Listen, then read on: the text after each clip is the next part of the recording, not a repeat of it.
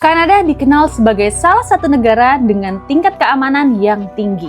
Di banyak kota, agen properti terbiasa memperlihatkan rumah kepada calon pembeli yang belum pernah mereka kenal sebelumnya. Nah, pertemuan seperti itu dianggap sebagai bagian dari pekerjaan sehari-hari. Selama bertahun-tahun, profesi tersebut jarang dikaitkan dengan tindak kejahatan yang serius. Namun, pada awal tahun 2008, sebuah kasus mengubah cara pandang banyak orang terhadap profesi tersebut. Seorang agen properti muda bernama Lindsay Busiak ditemukan tewas di sebuah rumah kosong setelah menerima permintaan untuk menunjukkan properti kepada seorang calon pembeli yang tidak pernah berhasil diidentifikasi. Peristiwa itu terjadi di kawasan Saanich, sebuah wilayah yang dikenal tenang dan jauh dari citra kota dengan tingkat kriminalitas tinggi. Tidak ada tanda perampokan, tidak ada barang berharga yang hilang. Polisi justru menemukan indikasi bahwa pelaku datang dengan tujuan yang sangat spesifik. Seolah-olah sejak awal target mereka bukan rumah yang akan dibeli, melainkan agen properti yang membukakan pintu rumah tersebut. Penyelidikan besar pun dimulai. Polisi memeriksa ratusan saksi, menelusuri rekaman kamera pengawas, menganalisis data telepon, hingga mengikuti berbagai petunjuk yang muncul selama bertahun-tahun. Namun hingga kini, tidak ada seorang pun yang didakwa atas pembunuhan Lindsay Busiak. Kasus tersebut masih menjadi salah satu misteri kriminal paling terkenal dalam sejarah Kanada. Hai guys, balik lagi di Kamek Cerita.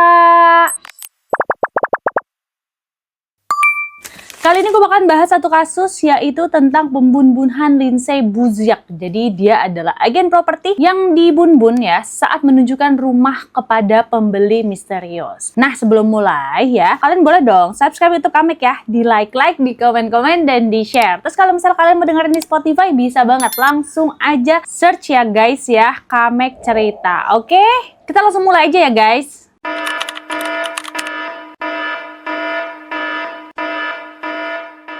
Pada tahun 2008, Lindsay Busiak baru berusia 24 tahun.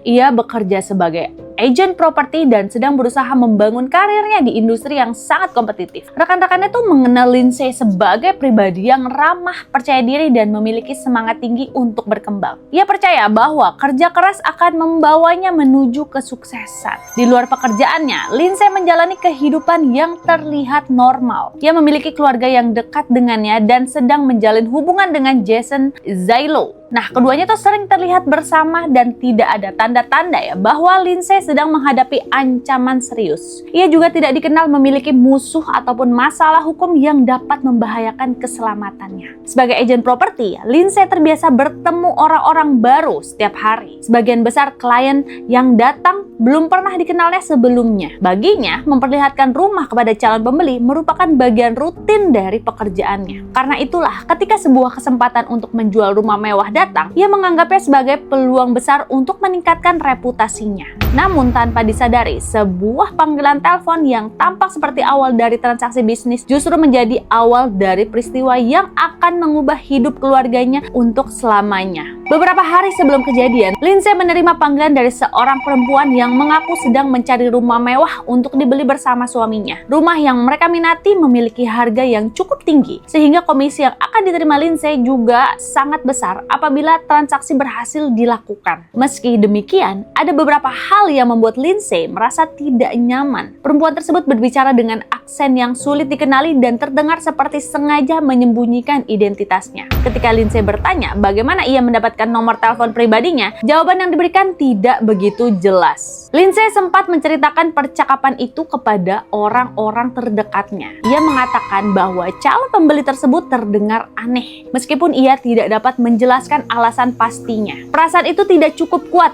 untuk membatalkan pertemuan, tetapi cukup membuatnya meminta pacarnya untuk datang ke lokasi sebagai bentuk antisipasi. Akhirnya disepakati bahwa mereka akan bertemu pada Sabtu sore 2 Februari 2008 di sebuah rumah kosong yang baru selesai dibangun di kawasan Saanich. Tidak ada yang mengetahui nih bahwa pertemuan itu akan menjadi pertemuan terakhir dalam hidup Lindsay.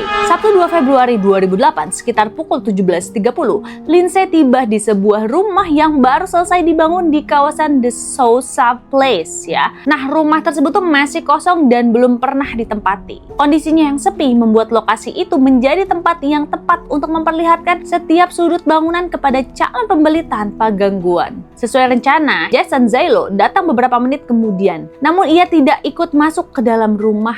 Lindsay memintanya untuk menunggu di luar agar pertemuan tetap terlihat profesional. Jason kemudian memarkir kendaraannya tidak jauh dari lokasi sambil mengawasi keadaan dari luar. Tidak lama kemudian, sepasang calon pembeli datang. Beberapa saksi melihat seorang pria dan seorang wanita berpakaian rapih berjalan menuju rumah bersama Lindsay. Ketiganya masuk melalui pintu depan tanpa menunjukkan gelagat mencurigakan. Dari luar, pertemuan itu tampak seperti aktivitas biasa yang hampir setiap hari dilakukan oleh seorang agen properti. Beberapa menit berlalu tanpa ada suara yang mengundang perhatian, tidak terdengar pertengkaran maupun teriakan minta tolong. Lingkungan sekitar tuh tetap tenang hingga akhirnya Jason mulai merasa ada sesuatu yang nggak beres nih. Karena si Lindsay ini tuh nggak kunjung keluar dari rumah. Dan setelah menunggu cukup lama, Jason mencoba menghubungi Lindsay melalui telepon. Tidak ada jawaban. Ia kemudian mengirim beberapa pesan singkat, tetapi semuanya juga tidak mendapat balasan. Perasaan khawatir yang sebelumnya hanya berupa firasat perlahan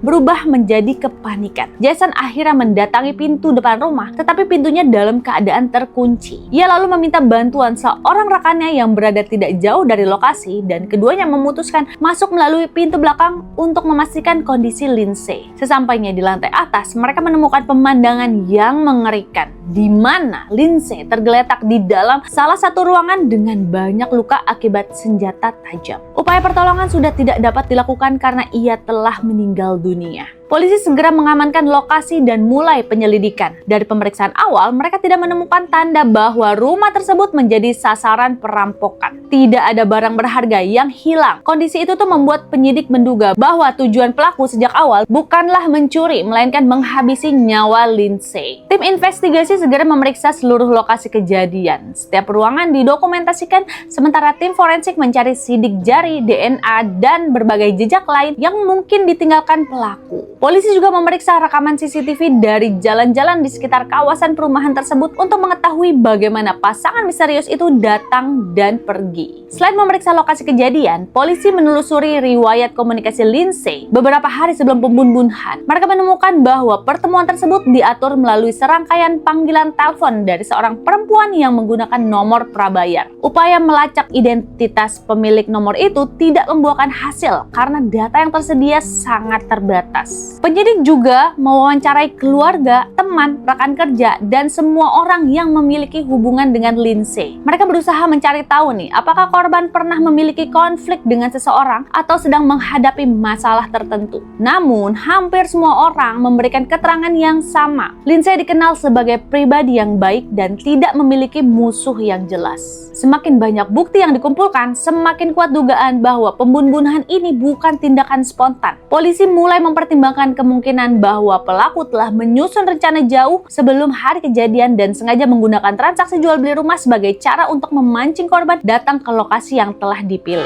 Seiring berjalannya waktu, penyelidikan terhadap pembunuhan Lindsay Buziak semakin rumit. Meskipun polisi telah mengumpulkan banyak bukti dan mewawancarai ratusan orang, belum ada petunjuk yang benar-benar mengarah kepada pelaku. Kondisi ini memunculkan berbagai teori baik dari media maupun masyarakat. Salah satu teori yang paling banyak dibahas adalah bahwa pembunuhan ini telah direncanakan secara profesional. Pasangan yang menemui Lindsay dianggap sengaja menyamar sebagai calon pembeli rumah agar korban datang ke lokasi tanpa rasa curiga. Mereka memilih rumah yang masih kosong, waktu ketika lingkungan relatif sepi, lalu menghilang hanya dalam hitungan menit setelah pembunuhan terjadi. Ada pula spekulasi yang mengaitkan kasus ini dengan jaringan kriminal. Teori tersebut muncul karena cara pelaku menjalankan aksinya dinilai sangat terorganisir. Namun hingga saat ini, polisi belum pernah mengumumkan adanya bukti yang cukup untuk menghubungkan pembunuhan Lindsay dengan sekelompok kriminal tertentu. Semua dugaan tersebut masih sebatas teori yang belum dapat dibuktikan. Penyidik tetap mengingatkan masyarakat agar tidak menyimpulkan sesuatu tanpa dasar yang kuat. Fokus mereka adalah mengikuti bukti yang ada, bukan spekulasi yang berkembang di luar penyelidikan. Tahun demi tahun berlalu, tetapi pembunuhan Lindsay Busiak masih belum menemukan titik terang. Polisi beberapa kali menyatakan bahwa penyelidikan tetap dibuka dan setiap informasi baru akan diperiksa.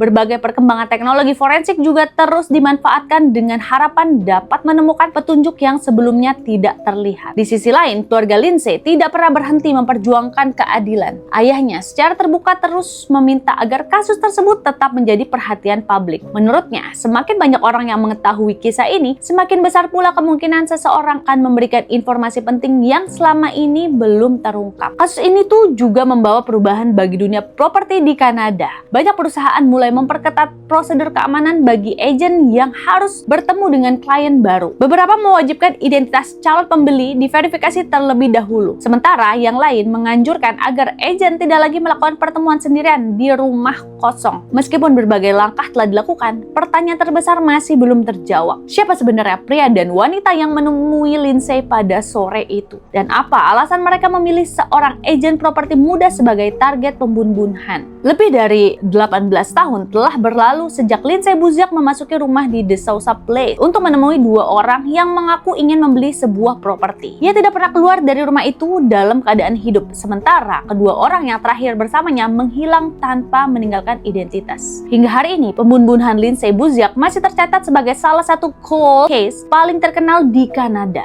Polisi terus membuka kemungkinan adanya bukti baru yang dapat mengungkapkan siapa pelaku sebenarnya dan apa motif di balik pembunuhan tersebut. Selama jawaban itu belum ditemukan, kisah Lindsay akan tetap menjadi pengingat bahwa di balik sebuah pertemuan yang tampak biasa, terkadang tersembunyi rencana yang jauh lebih gelap daripada yang pernah dibayangkan siapapun. Nah guys, coba guys, kalian boleh komen ya, kira-kira ini kenapa ya kok susah banget untuk ditemukan si dua orang tersangka itu ya? Coba komen ya guys. Nah sekian Kamek Cerita episode kali ini. Jangan lupa buat subscribe YouTube Kamek, di like dan di komen-komen ya guys. Sampai ketemu di Kamek Cerita episode berikutnya. Bye guys. Rekomendasi Kamek gak pernah salah.